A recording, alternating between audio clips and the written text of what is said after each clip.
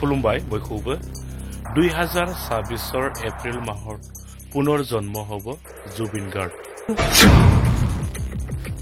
सिंगापुरर एटा दरिद्र परियालर जन्मग्रहण करिब Zubin Garg Michael Jackson दरे एगराकी विश्व विख्यात पप सिंगार हब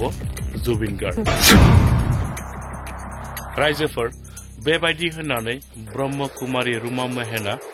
ससियेल मिडियायावहाय फोरमायदों नोंथांमोना बे भिडिअखौ जोबजासिम नायोब्ला ब्रह्मकुमारी रुमा मेहेननिफ्रायनो गासै बाथ्राखौ नोंथांमोना आबुङैनो मोनथिना लानो हागोन भिडिअखौ जोबजासिम नायनानै लागोन बिनि उनावहाय नोंथांमोननि गोसोआव मा साननाय सोमजिदों नोंथांमोना कमेन्टनि गेजेरजों फोरमायब्लानो जाबाय সেই ধ্যানৰ যোগেদি মোৰ নিৰাকাৰ পৰম পিতা পৰমাত্মা ঈশ্বৰ আল্লাহ গড ভগৱানে মই তেখেতক সুধোতে তেখেতে মোক যিখিনি টাচিং কৰালে যিখিনি স্পৰ্শ কৰালে মেছেজ সদায় স্পৰ্শৰ আকাৰত আহে ইনটিউচনত আহে সেইখিনি মই আপোনালোকক শুনোৱাবলৈ প্ৰয়াস কৰিছো জেনেৰেশ্যন বিটাৰ অন্যতম নায়ক হৈ পেলাই জন্ম ল'ব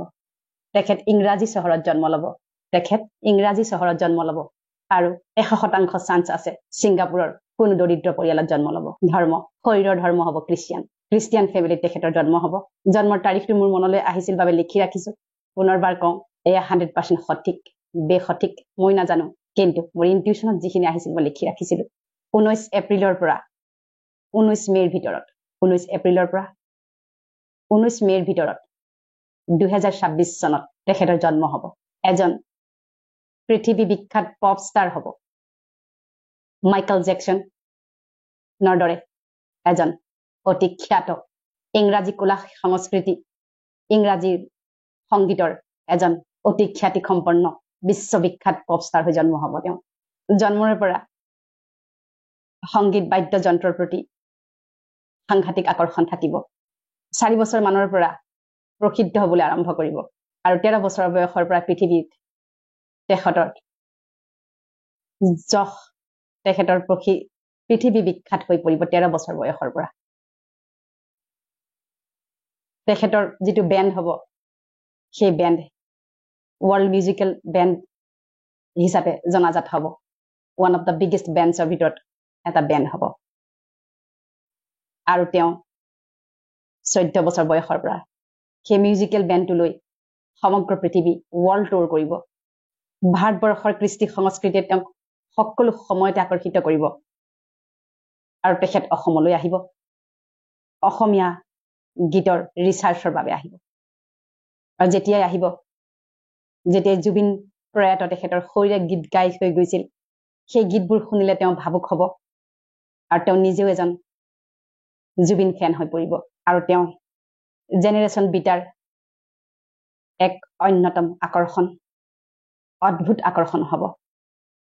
এজন ফিলান্থ্ৰপি হ'ব দানী হ'ব দাতা হ'ব হিউমেটেৰিয়ান হ'ব পৰম পুণ্য পবিত্ৰ আত্মা মানৱ দৰদী আত্মা যাৰ হৃদয় পৃথিৱীৰ দৰে বহল প্ৰতিজন আত্মাৰ প্ৰতি তেওঁ সদাশীল হ'ব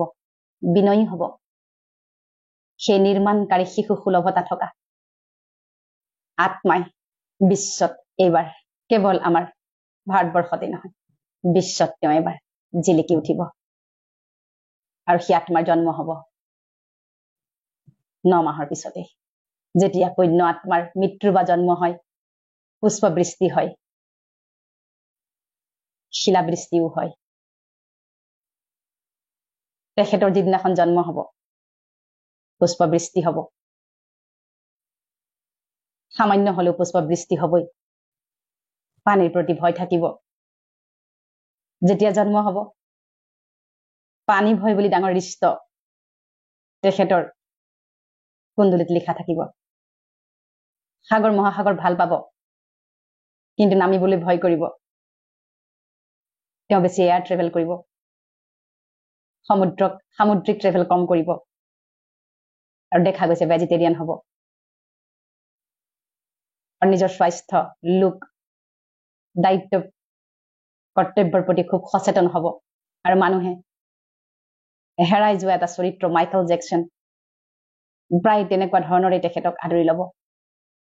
আৰু বহুতে ক'ব তেওঁ মাইকেল জেকচনৰ যেন দ্বিতীয় ৰূপ কেৱল এটা কথা মই স্পষ্ট ৰূপত মেছেজ নাপালো ড্ৰেছ আৰু এড্ৰেছ মানে ড্ৰেছ মানে শৰীৰ মেল নে ফিমেল হ'ব আৰু